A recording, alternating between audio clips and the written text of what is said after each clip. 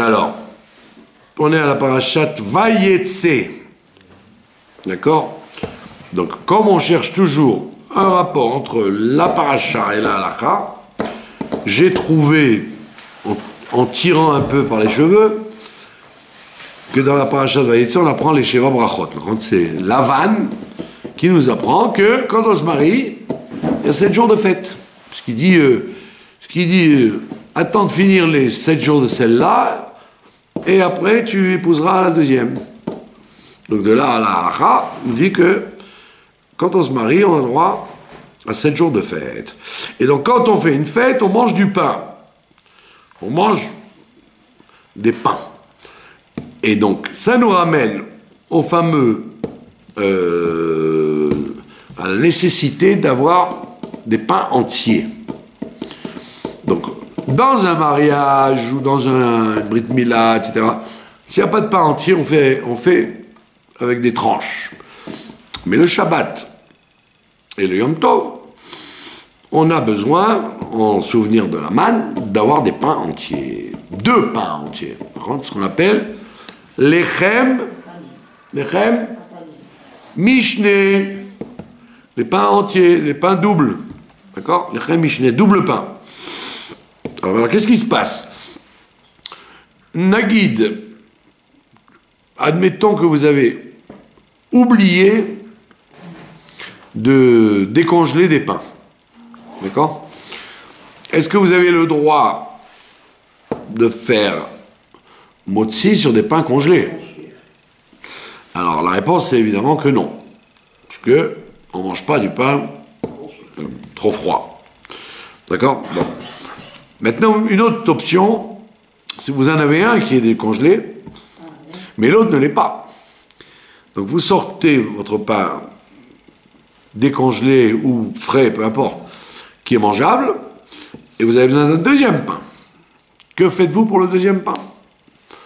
Alors, si vous avez un pain congelé pour compléter, ça ne marche pas. Parce qu'il ne s'appelle pas un deuxième pain, puisqu'il est congelé. Donc, qu'est-ce qu'on vous propose? On vous propose, non, de prendre une tranche coupée, ça ne marche pas non plus. Donc, qu'est-ce qu'on vous propose? Un gâteau, ou un cracker, quelque chose qui serait maisonnote, mais qui serait entier. S'il est entier, bien qu'il ne s'appelle pas du pain, étant donné que si vous en mangez une quantité suffisante, il aurait été considéré comme un pain pour fixer un repas, donc vous pouvez l'utiliser. Donc si vous avez par exemple un gâteau fermé, mais c'est un gâteau, c'est sucré, au chocolat ou un cake, vous prenez le vrai pain et ça, plutôt que de prendre un pain gelé qui n'a aucun sens, puisque une pita ou un pain gelé, vous ne le mangerez pas tant qu'il est congelé. Même s'il se décongèle le temps du repas ou qu'on va le mettre sur la plate après? Non, ça va. Et au moment où vous le faites, il faut qu'il soit mangeable. C'est pour ça que c'est un problème. Donc on parle évidemment de cas exceptionnels que vous avez oubliés. Vous avez fait une bourde. Par contre, troisième cas de figure, quand vous faites des chalotes, en général, c'est une grande mitzvah de ne pas acheter des chalotes, mais de les faire. Pas seulement pour prélever la chala, mais parce que c'est du vrai pain, de maison, quand c'est fait par une femme. Donc on préfère des pains, des chalotes faites à la maison, que des chalotes achetées, même si elles sont bonnes. Et il y a des fois des femmes qui savent tellement peu pétrir et cuire, que des fois vous dites, oh là, il vaut mieux des pains achetés que des pains faits par une femme. Mais c'est pas vrai. Un pain de maison, d'après la halakha, est préférable à un pain acheté, cuit et pétri par Mohammed et Ali. D'accord? Donc, vous avez fait vos chalotes. Maintenant, comme il faisait chaud dans la cuisine, les chalotes ont gonflé. Quand il fait froid, elles ne gonflent pas. Donc il faut s'y prendre à l'avance, ou alors les mettre dans un endroit chaud ou les couvrir. Mais quand il fait chaud, elles gonflent, tout naturellement. Alors, quand vous les mettez au four, le fait qu'elles gonflent, elles vont encore plus gonfler avec le four. Donc quand vous allez les sortir du four, elles vont être collées l'une à l'autre. Elles vont être collées l'une à l'autre. La densité de l'une va toucher à l'autre, et donc vous avez des chalotes collées. Donc, est-ce que des chalotes décollées peuvent servir de pain entier? Alors on te dit non. Les chalotes collées ne peuvent pas servir parce que quand tu la décolles, tu la sabotes, elle n'est plus entière. Donc qu'est-ce qu'il faut faire? C'est la décoller tant qu'elle est encore brûlante. Voilà. Donc dès que vous sortez du four vos chalotes, vous les voyez collées, donc vous les décollez. Donc même si effectivement un morceau de l'une va aller avec l'autre, même celle qui est entamée du fait que c'était à chaud, ça s'appelle entier. Donc il faut toujours s'empresser. Ils font ça d'ailleurs, les boulangers, ils font ça. Quand ils sortent un plateau du four, tout de suite ils décollent ce qu'ils font. D'accord? Donc là, la tient compte de ça, et elle dit si tu as des chalotes collées, dès que tu les as décollées quand elles sont chaudes, brûlantes, voire brûlantes, ça s'appelle entière. Maintenant, il peut arriver un problème qu'en la décollant, vous l'avez coupée en deux.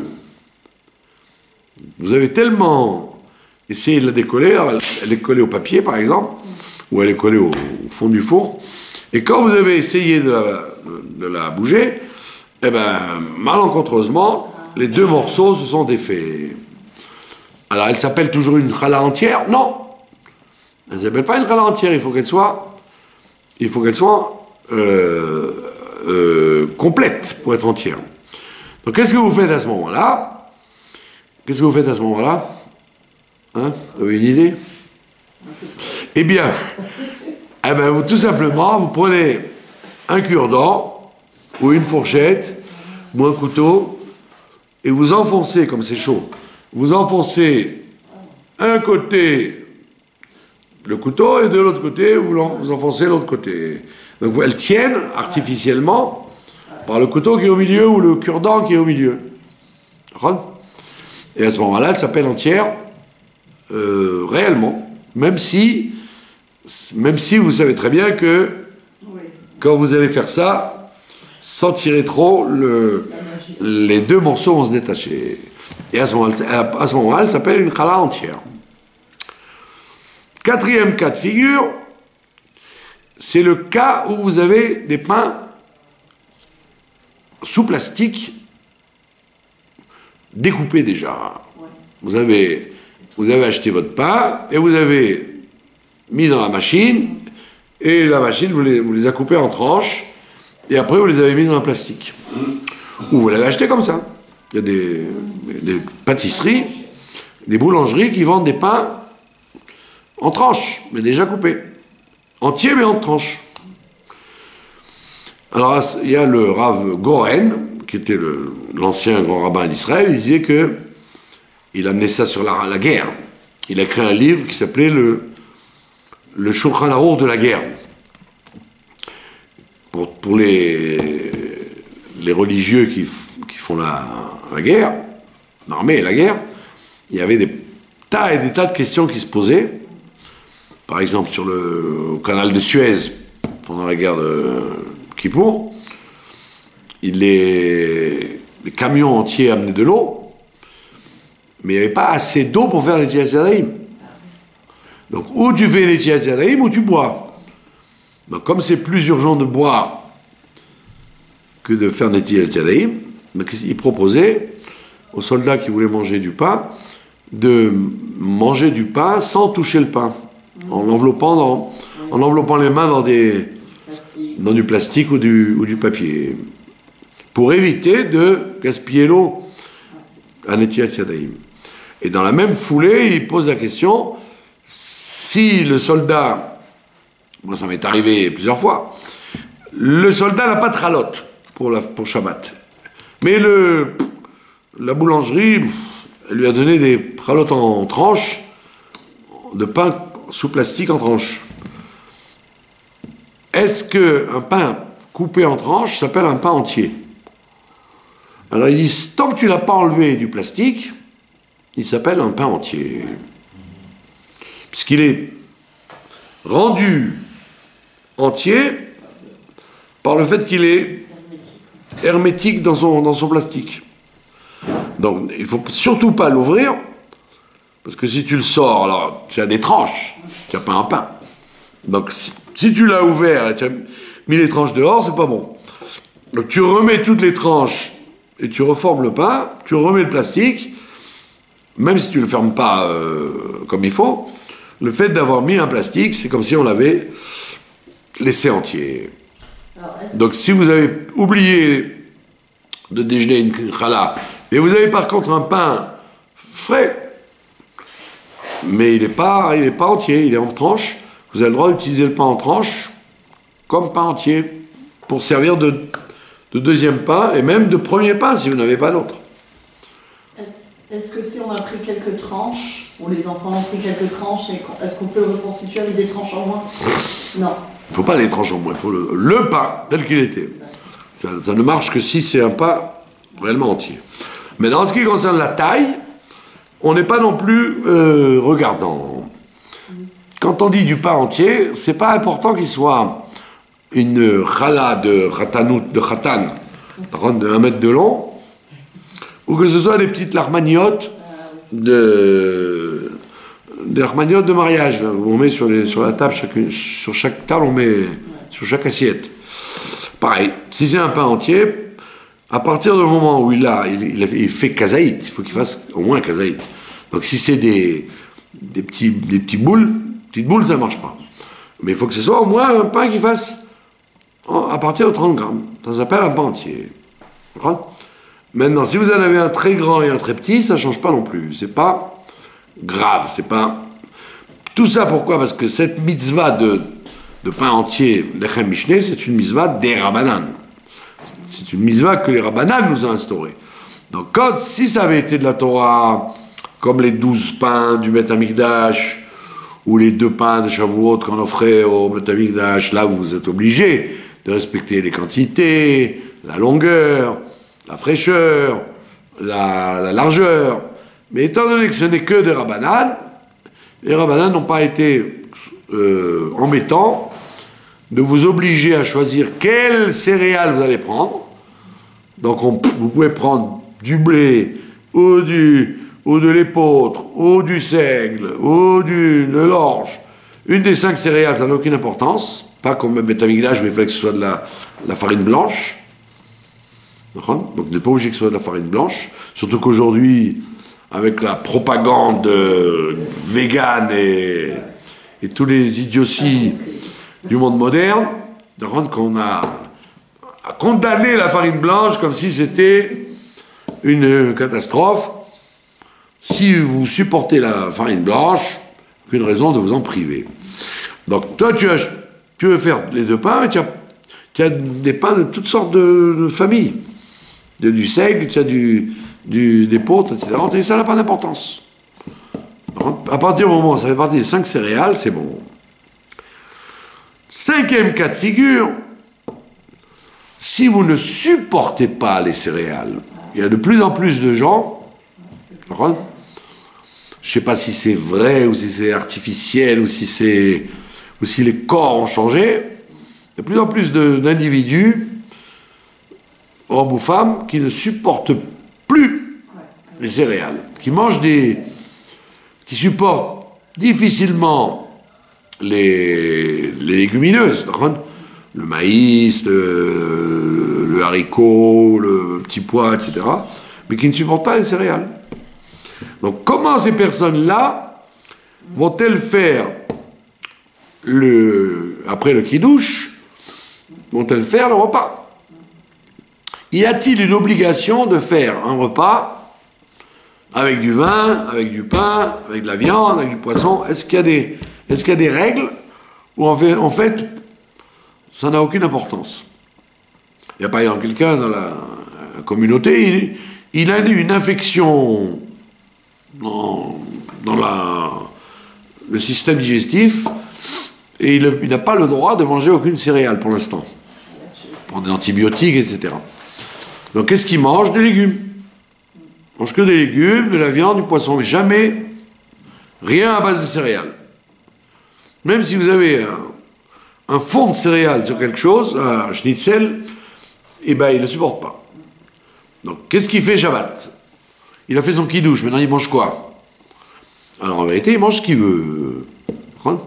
La Torah n'a pas exigé, les Chachamim n'ont pas exigé, que ce soit le Shabbat ou n'importe quel jour, de manger tel ou tel plat, telle et telle composante. Il n'y a qu'une fois dans l'année, pendant la galoute, qu'on a une obligation, c'est laquelle? Pessah. De manger de la matzah qui est faite d'une des 5 céréales un soir dans toute l'année.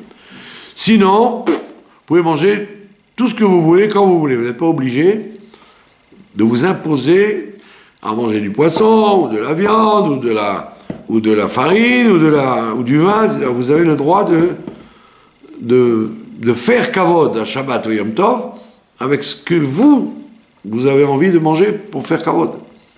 Le kavod des individus, de leur santé ou de leur goût, est plus grand que la coutume internationale de dire « Ah, il faut manger du poisson, c'est Shabbat ». Il faut manger du poisson que si tu aimes le poisson. Il faut manger de la viande que si tu aimes la viande. Etc., etc. D'accord?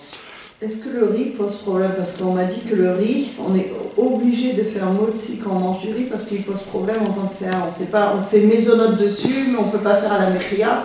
Donc... Non, ça, vous mélangez tout là. Baruch Hashem, vous mélangez tout. Le riz, il y a une discussion dans la Mishnah si le riz fait partie des 5 céréales. Il s'appelle d'ailleurs, c'est intéressant, le Tana qui dit que le riz est une céréale cachère pour Pessah, il s'appelle Rabbi Yochanan ben Nouri. Il s'appelle Ben Nouri. C'était pas un Tunisien. Et lui, il dit, le riz et le millet, Orez Vedochan, font partie des céréales, des 5 céréales. Et donc lui, il permet de faire des matzot de riz, et il te dit, si tu manges du riz qui a été pas surveillé pendant Pessah, tu es passible de mort. Heureusement pour nous, la halakha n'est pas comme lui. Que depuis la Gemara jusqu'à nous, tout le monde est d'accord de dire que le riz n'est pas une céréale. C'est une quoi, si ce n'est pas une céréale? Répondez-moi. Si c'est pas une céréale, c'est quoi? Une légumineuse. C'est une kitnite, pas une céréale. Donc il y a l'avantage et l'inconvénient. L'inconvénient, c'est que vous ne pouvez pas faire des matzot avec. Vous n'avez pas fait la mitzvah. C'est pas une céréale. Et d'un autre côté, l'avantage, c'est que si vous en mangez pendant Pessah, même si vous n'êtes pas surveillé, ça n'est qu'une légumineuse.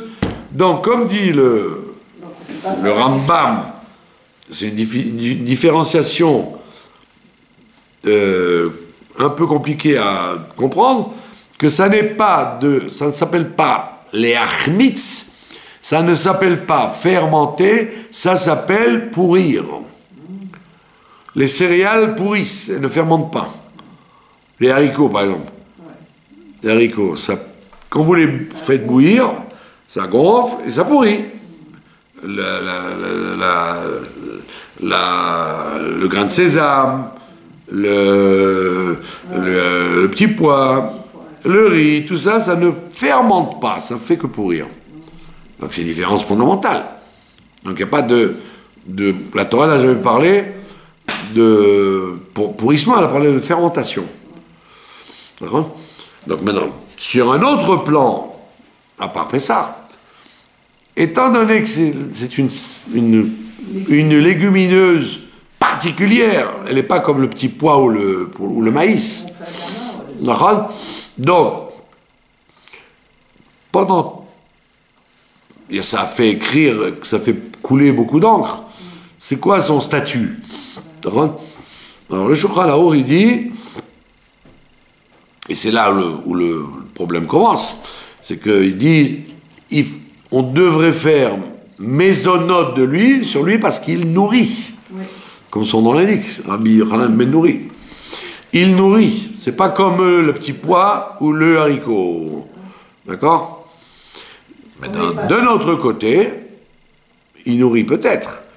Mais il y a toute une discussion, est-ce que le riz doit être collé ou en grains séparés? Au niveau culinaire, c'est plus joli et c'est plus présentable un riz aux grains séparés. D'accord?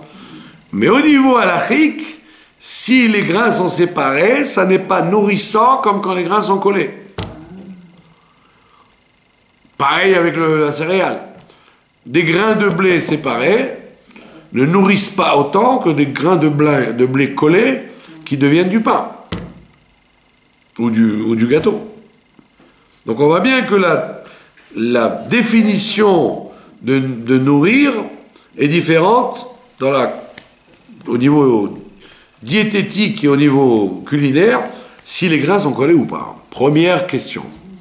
Deuxième question, est-ce que quand on parlait du riz à l'époque, on parlait du riz complet, c'est-à-dire avec l'écorce autour, ou on parlait du riz blanc de l'oncle Benz que les gens achètent aujourd'hui?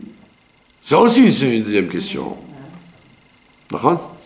Alors, à cause de tout ça, alors les Sfaradim, ils font pas de différenciation, d'accord? Ils rentrent pas dans les problèmes, on y va. C'est du riz, ils disent Amen. Orez, Mezonot, Nefashot. Mais ça, ce n'est pas l'avis de tout le monde. Beaucoup de décisionnaires disent peut-être il faut que ce soit collé, peut-être il faut que ce soit complet, peut-être. Donc pour éviter tous ces problèmes, si vous faites comme ça, vous n'avez rien fait de mal. Orez, Mezonot, Nefashot. Mais si vous voulez faire, d'après tout le monde, vous prenez un morceau de gâteau qui est un vrai gâteau, vous prenez un morceau de Adama, parce que c'est peut-être un légume, et vous faites Adama, et vous mangez quelque chose de chez Akol, ou vous buvez quelque chose de chez Akol, et vous faites Nefashot. Vous faites 3 brachot, et c'est effectivement ce qui est facile à faire, parce qu'en général, le riz, ça ne se mange pas tout seul. Vous avez soit des boulettes de viande avec, soit des poivrons, soit des carottes, soit des petits pois.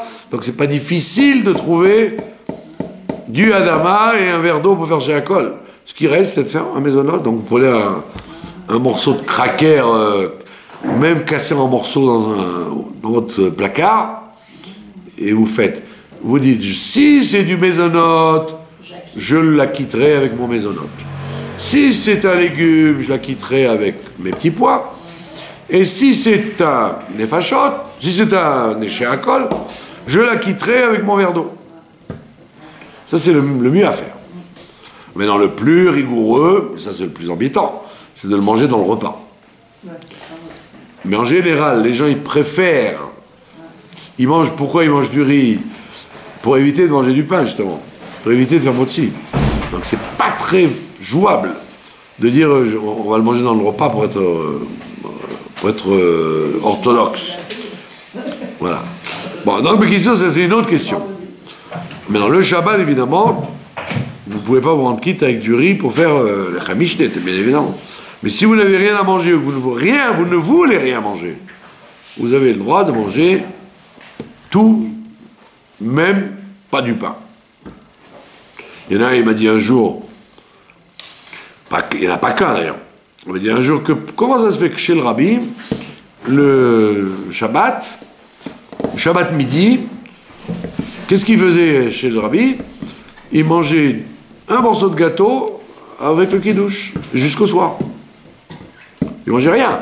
À part les gens pistonnés qui étaient assis dans la salle avec du poisson, de la viande, des chalotes, de la bière, etc., la plupart des gens, ils mangeaient un morceau de gâteau, comme le rabbi, un morceau de l'équerre au miel, avec un verre de vin.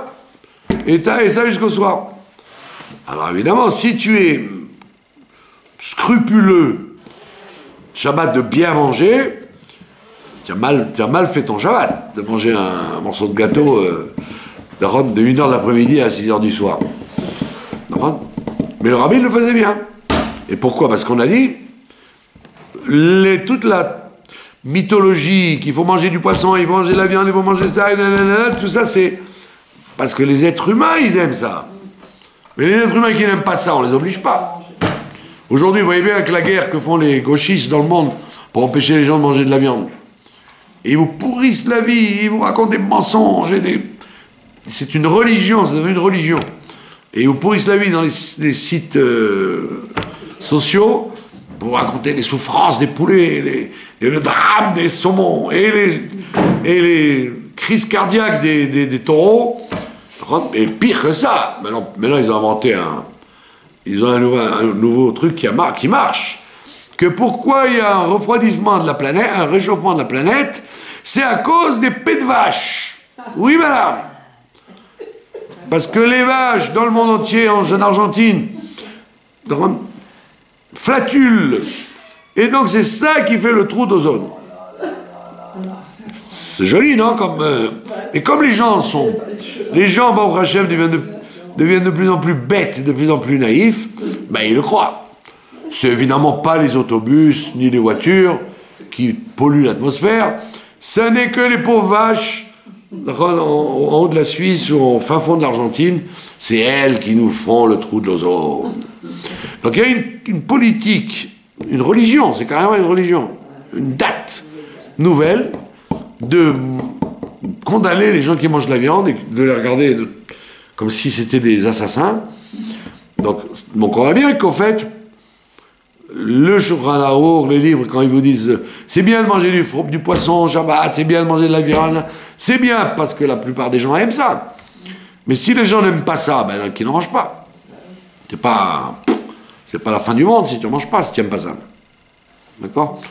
Donc on a dit, celui qui a des problèmes de santé et qui ne peut pas manger de céréales, ou qui ne peut pas boire de vin, ou qu'il fasse son kidouche avec ce qu'il veut, mais qu'il mange ce qu'il veut. Maintenant, pour revenir à nos histoires de pain entier, pour ceux qui sont encore à l'ancien temps, de manger du pain Shabbat, un double pain, donc on a trouvé toutes les solutions. Si vous n'avez pas réussi à avoir deux pains bien faits, chalot, etc., vous avez toute la série des solutions qu'on a proposées. C'est tout, pas de questions? C'est clair? C'est clair.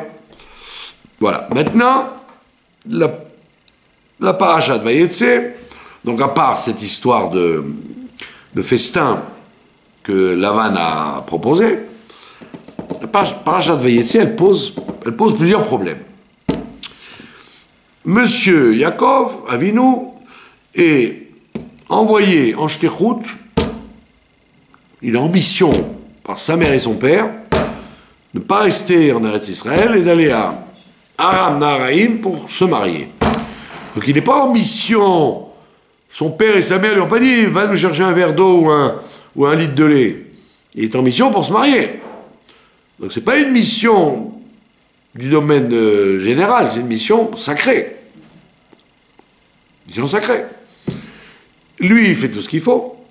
Il étudie la Torah pendant 14 ans. Dieu lui vient en rêve avec l'échelle. Et après, il prend sa route et il arrive chez Lavan.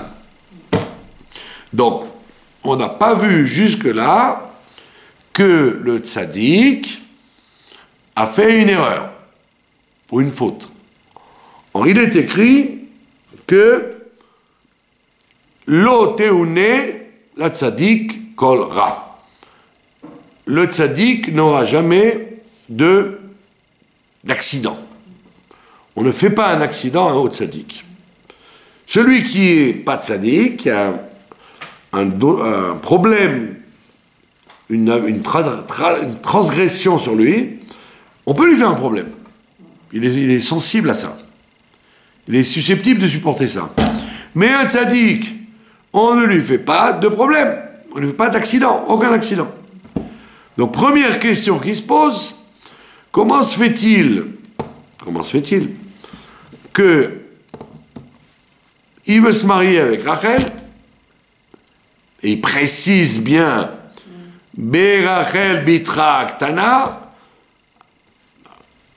je veux Rachel, ta fille petite, donc il précise bien ce qu'il veut, il prend toutes ses précautions pour que ça marche, et voilà pas que M. Lavan lui refile Léa. Première question, pourquoi s'il a un tzaddik, il lui arrive il ne doit pas lui arriver d'accident, pourquoi il lui est arrivé cet accident? Deuxièmement, deuxième question, on te dit, le matin c'était Léa. Évidemment, le Midrash attaque, et toute la nuit c'était pas Léa? Bien sûr c'était Léa. Il dit, mais il s'en est rendu compte que le matin. Et on te raconte que Rachel, elle lui a donné les signes, et donc il a cru que c'était Rachel et c'était Léa.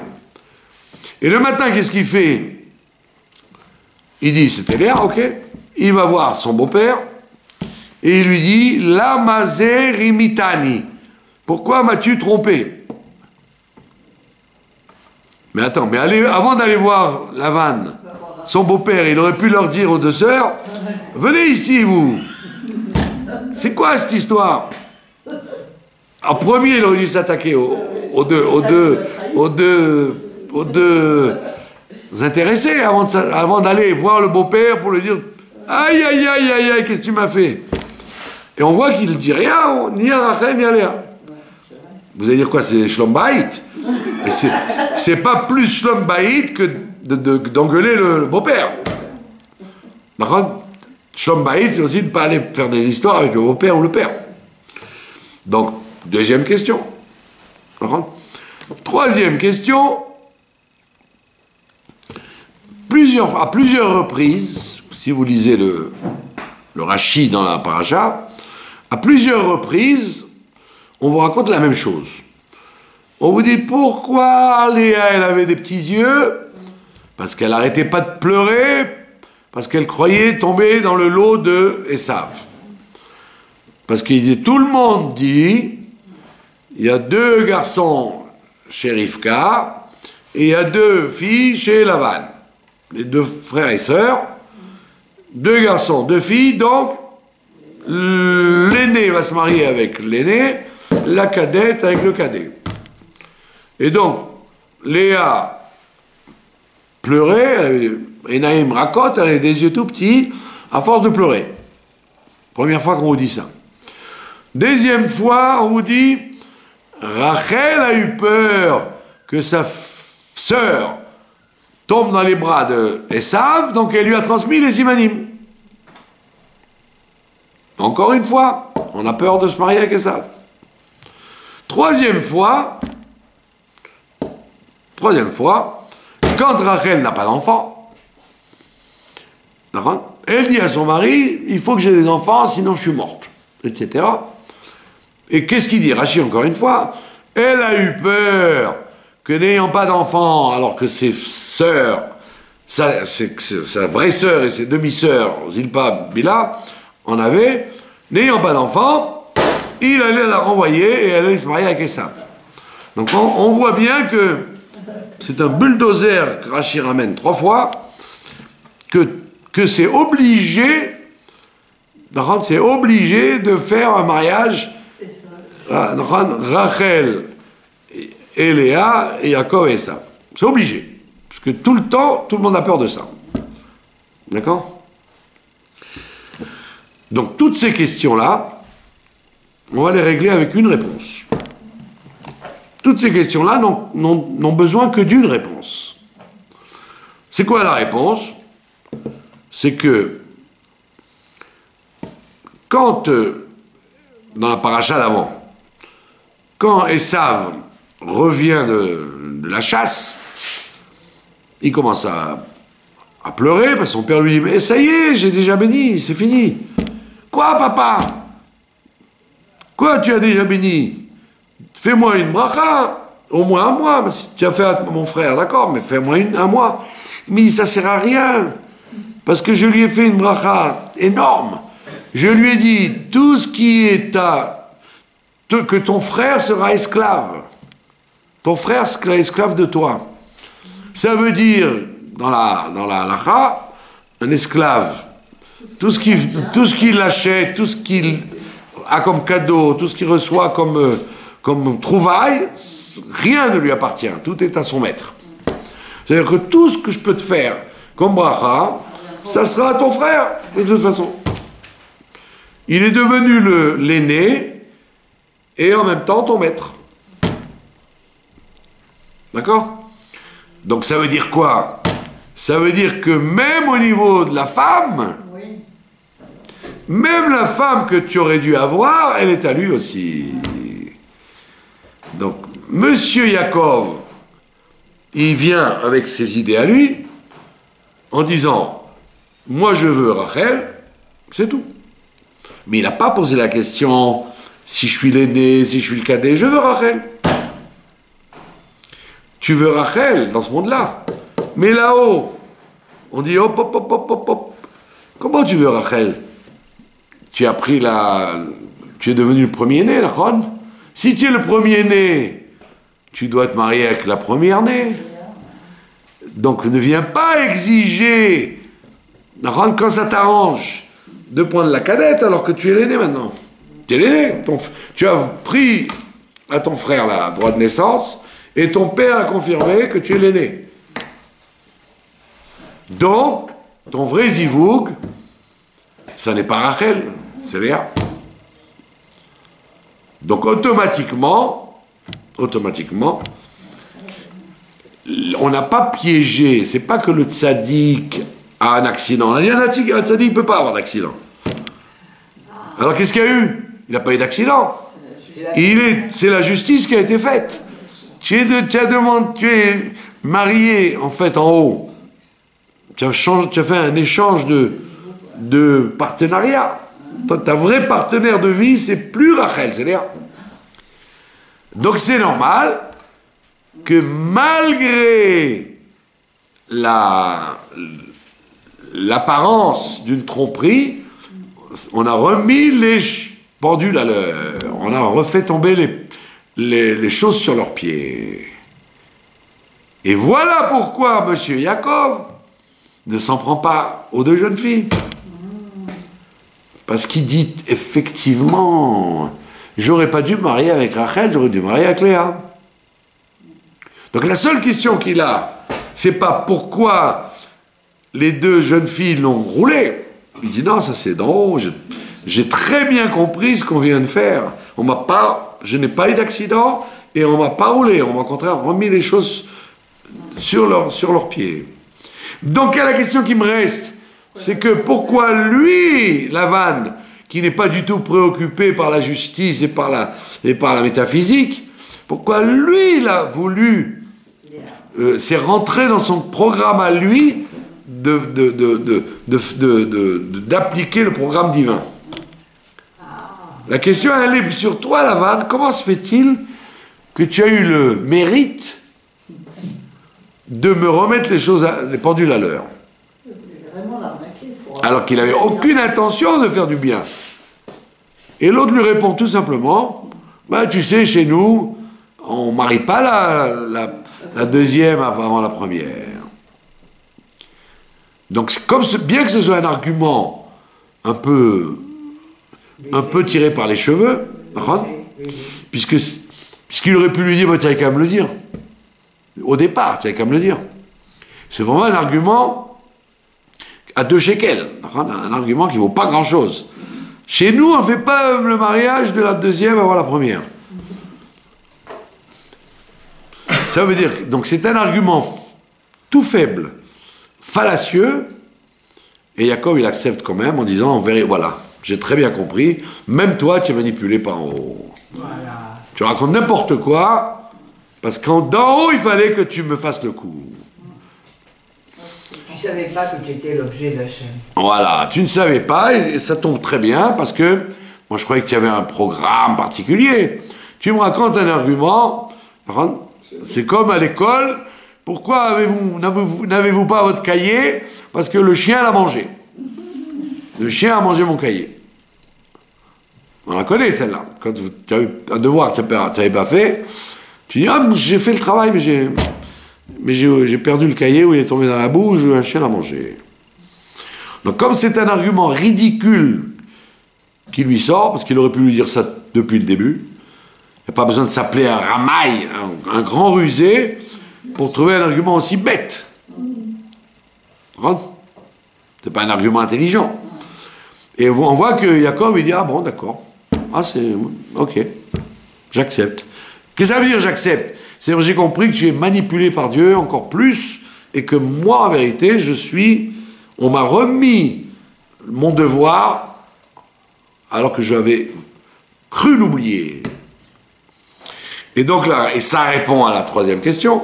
Pourquoi on a tout le temps, on répète, et ils vont tomber chez Léa, elle va tomber chez Léa, elle va tomber chez Esav. Pourquoi chez Esav? Pourquoi chez Esav? Parce que c'était, métaphysiquement, tout le monde savait ça, que le zivoug, le vrai zivoug de l'une et de l'autre, c'était Yaakov et Esav, et rien, on sort pas de là. C'est ni Ishmaël, ni Lot, ni des gens qu'on ne connaît pas, c'est les deux fils et les deux filles. Tout le monde le savait. Tu n'échappes pas à ça. Pourquoi il a voulu alors avoir Rachel quand même? Parce qu'il a respecté la promesse que son père lui a faite, que ce qui est à ton frère est à toi. Donc en fait, Esav n'a rien.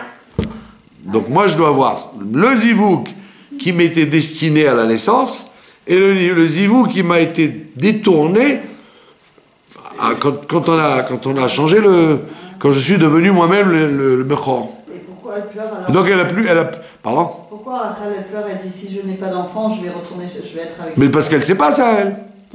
Il lui a pas dit ça. Ah. Donc elle a quand même. Ouais. Ben, elle a peur, elle se dit ça racole. Mais lui il sait que c'est quand même. Voilà. Pourquoi elle n'a pas d'enfant? D'après elle. Parce qu'elle doit être avec. Voilà, parce qu'avec Esav, elle en aura. Ouais. Mais Jacob n'étant pas mon zivoug, Dieu a fait que j'en ai pas eu. La Gemara, elle pose une question. Pas dans ce contexte-là, c'est un autre contexte. La Gemara, elle dit pourquoi, quand une femme fait un adultère, elle peut tomber enceinte? Pourquoi Dieu ne fait-il pas un miracle? Alors la Gemara dit parce que chaque fois que les êtres humains vont mal se comporter, Dieu il va rentrer dans leur sens. C'est ce que des gens voudraient, d'accord? Si manger du cochon, c'est pas bon, je voudrais avoir l'urticaire, comme ça je le saurais, que c'est pas bon. Si je vole, je voudrais tout de suite qu'il y ait une sirène pour me dire « Ah, ne vole pas !» Comme Jiminy Cricket, le grillon, là. Les êtres humains voudraient que Dieu intervienne dans la vie aussi bien dans le bien que dans le mal. Et la Gemara dit, pour qui il se prend celui-là, l'être humain? Pourquoi que je vais faire un miracle quand il se comporte mal? Ah, il a fait un adultère. Ah, je vais la rendre stérile pour ne pas qu'il y ait un mamzer qui sorte. Non. Moi, j'ai des règles. Et bien, les règles, elles s'appliquent. C'est pas parce que tu rentres dans un laboratoire et il y a écrit poison que Dieu va t'épargner de prendre le poison. Si tu veux le prendre, prends-le. Il n'y aura pas une sirène ni une main qui va t'empêcher de prendre le poison. Il donne même le visage de l'amant à l'enfant. Bien sûr. Donc on voit bien que dans la réalité, alors qu'ici dans la réalité de la Kedusha, on est dans la Kedusha là. Dans la Kedusha, effectivement, quand on n'est pas en galoute, elle se dit, puisque je ne peux pas avoir d'enfant avec Jacob, c'est qu'effectivement, ce n'est pas mon mazal, c'est lui, c'est lui là-bas mon mazal, Esav. Et j'en ai peur. Je sais que je l'aime pas, c'est vraiment pas un être recommandable, mais s'il doit être mon mazal, ben, je serai obligé d'aller avec lui, et j'ai pas envie. C'est pour ça qu'elle pleure. Sinon, elle aurait dit à son père, oh, il n'en est pas question. Je ne ferai pas mes valises pour aller me marier avec cet individu. En même temps, il aurait pu faire tes chevaux avec ça. Ah, ça, c'est l'autre, c'est la paracha d'après. Ouais. Donc, de là, on voit, qu'est-ce qu'on tire de tout ça? De tout ça, on tire qu'il y a deux plans dans la vie. Il y a le plan des individus. Tous les individus, juifs ou goy, doivent travailler, comme on appelle ça en chassidout, al pi ta'am vedat. D'après la raison, logique, et d'après la conclusion intellectuelle qu'on a. D'accord? J'ai deux choses. Ta'am vedat. C'est logique, ça tient la route, c'est intellectuellement vrai, oui. Maintenant, j'ai bien compris, je ne suis pas induit en erreur, etc. Oui. Donc, les êtres humains, juifs ou goy, fonctionnent, quand ils ne sont pas corrompus ou achetés par des pots de vin, ils fonctionnent alpi, ta'am, vedat, tout le monde. Comment vous traduisez date? Conscience. En toute conscience et en toute logique. Toute logique, toute conscience. Alpi, ta'am, vedat. Ça, c'est ce qu'on te dit de faire.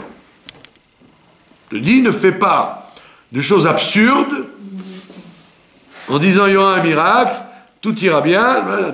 Le miracle, c'est quand tout va bien déjà. Pense au miracle quand tout va bien. Je mange des choses saines et le miracle fait que je ne serai pas malade. Pas je mange n'importe quoi et j'espère ne pas être malade. Je me comporte alpi tam vedat, mais après, en plus, Dieu intervient pour éviter les problèmes. Alpi tam vedat. Mais il te dit, attends, ça c'est moi qui fais comme ça. Moi, je fonctionne comme ça. L'être humain doit fonctionner comme ça. Tu prends le Shulchan Aruch, tu prends le code de la route, tu prends tous les éléments normaux de fonctionnement du monde, que ce soit spirituel ou matériel. C'est ce qu'on te demande de faire. Maintenant, étant donné qu'il y a des choses que tu ignores, ça c'est Dieu qui décide de remettre ce que tu as oublié et de te remettre sur les rails de ce que tu as oublié. Donc il y a deux plans en permanence dans toute la vie des individus. Ce qu'ils doivent faire, parce que c'est comme ça qu'on doit faire, et si ça ne marche pas, comment ça marche de l'autre côté? Et pourquoi ça marche de l'autre côté? Parce que c'est un règlement de compte que toi tu ignores. Et toute la vie, elle est faite comme ça. C'est pour ça que Jacob ne s'est pas énervé contre ses femmes, parce qu'il a compris tout de suite que c'était une remise sur pied. Et c'est ce qu'on veut t'enseigner. Que pendant la galoute, là on n'était pas en galoute, on était dans une situation de dévoilement clair. La preuve c'est que Rachel, Léa, tout le monde fonctionne exactement, chacun campe le personnage qui doit camper historiquement. Il n'y a pas d'erreur. Dans ce monde-là de la galoute, il peut y avoir des erreurs. Le vilain, il est vilain alors qu'il est le tzaddik. Le beau, c'est une ordure. Et tout le monde dit, oh, il est beau, ou elle est belle. Et ce sont des ordures. Donc, dans ce monde-là, tout est troublé. Tu n'as aucune...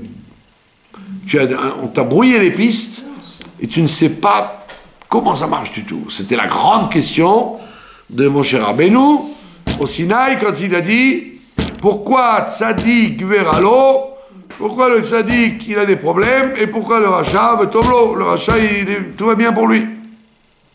C'est un mystère que l'être humain est le plus grand comme mon cher Rabbeinu se pose. Alors Dieu lui dit tu n'es pas derrière les commandes comme moi. Moi, je suis derrière les commandes. Je sais que... Pourquoi Tzadik Veralo? Parce que, voilà. C'est pas qu'il arrive un accident. C'est que il faut remettre les pendules à l'heure. Et le sadique, il ne sait pas des fois pourquoi. Donc on lui remet les pendules à l'heure. Et pourquoi le rachat veut tovlo? La même chose. Tu n'en sais rien pourquoi il a du tov. Alors on va te dire parce qu'on lui fait, on le récompense pour ne pas le récompenser de l'autre côté. On le récompense parce qu'en fait, il n'a rien à se reprocher. C'est un Gilgoul qui a déjà fait tout ce qu'il avait à faire avant. Donc on n'a pas besoin de lui faire des signes. Donc c'est ce que Dieu a répondu à Moshe Rabbeinu. Ne pose pas cette question parce que tu n'as pas tous les éléments en main pour le savoir. Donc c'est pour ça qu'on te dit qu'il faut être Bessimcha. Parce que toi tu fais d'après la logique. J'ai décidé de prendre ma clé pour ouvrir ma porte. Donc j'ai la bonne clé, j'ai la bonne porte. Et donc théoriquement, ça doit ouvrir la porte. Alors quand ça ouvre la porte, tu as l'impression que c'est normal. On te dit non, c'est pas normal. Il se peut très bien que Dieu il a un autre projet pour toi, que la clé se casse, parce que tu dois dormir dehors, parce que tu dois rencontrer Moshe ou Rivka dans la rue, et qu'elle va te raconter une chose que tu devais entendre depuis 6000 ans. Et toi, tu casses la clé dans la serrure, tu dis « Ah, zut! Qu'est-ce que j'ai fait au bon Dieu pour que ça m'arrive ?» Ben justement, rien. Tu n'as rien fait.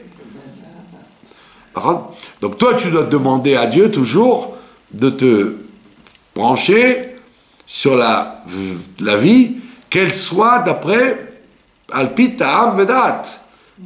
Que ton cerveau soit content et que ta conscience soit contente. Tu dois prier pour ça.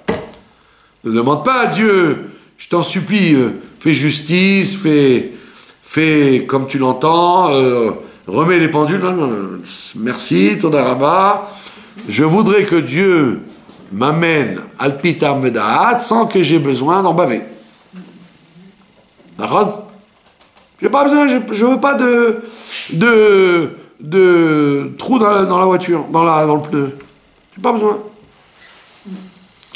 D'accord? Donc, pourquoi Jacob, ça lui est arrivé? Parce que justement, il a omis ce détail, et ses parents ont omis de lui dire, tu sais, quand tu vas arriver là-bas, tu vas avoir des surprises. Il ne pouvait pas lui dire ça. C'était à lui de se dire, attends, si la bracha de mon père et de ma mère, c'est qu'effectivement, j'ai pris tout de Esav, et ben quand je vais arriver là-bas, ben je vais prendre même ce qui lui revient à lui aussi. Mais ça, il n'a pas fait ce calcul. Donc ça veut dire, toi, tu te crois malin dans la vie, tu dis, j'ai tout sous contrôle. Je contrôle tout. Logiquement, et avec ma conscience. Alpita medat. On dit, Coco, ne fais pas le malin, parce que, prie que ce soit comme ça tout le temps, mais ça ne sera pas tout le temps comme ça. C'est évident qu'il y a toujours des éléments dans ta vie que tu as oubliés, et qu'on te les remet sur la table. Et c'est pour ça que tu dois être joyeux, parce que si tu n'es pas joyeux, tu as l'air de dire, tu as changé le programme. Mais je n'ai rien changé du programme. Le programme il était déjà fixé comme ça. C'est toi qui as dérangé le programme.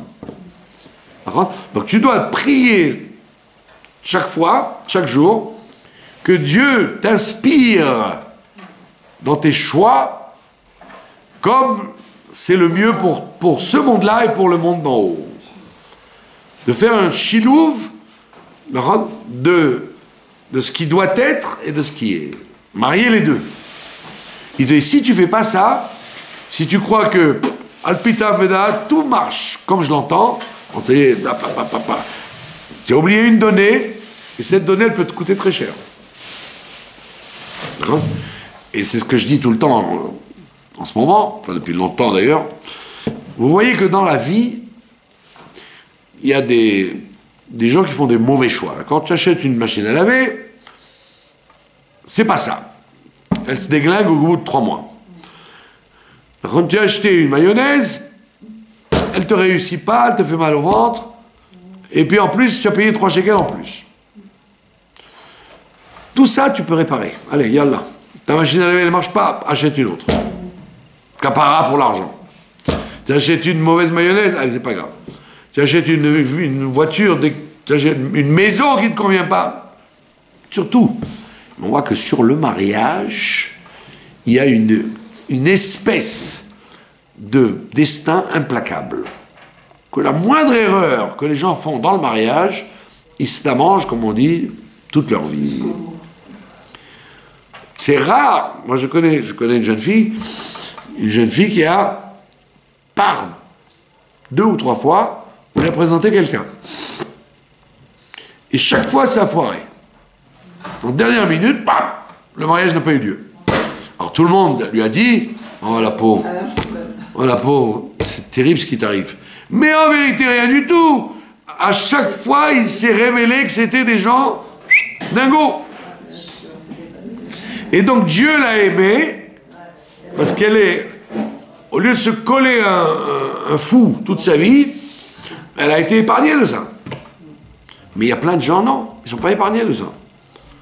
Les parents ne voient rien, les amis ne voient rien, le rav ne voit rien, et tout marche, tout va en bonne route.